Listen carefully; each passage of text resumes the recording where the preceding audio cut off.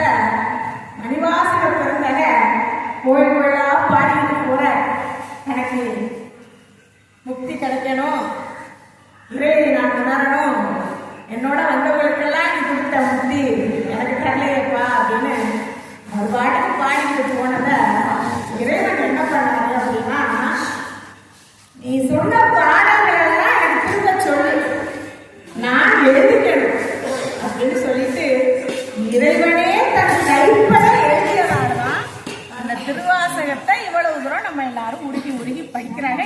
இங்க மட்டும் இல்ல, எல்லா இடத்துலயுமே உருகி உருகி படிக்கிறாங்க.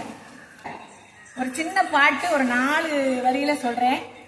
நந்தவனத்தில் ஒரு ஆண்டி அவன் 4-6 மாதமாய் உயவனை வேண்டி கொண்டு வந்தான் ஒரு தோண்டி, அதை கூத்தாடி கூத்தாடி போட்டுடை தாண்டி அப்படின்னு புலம்பேச்சித்தர் பாடுவாரு.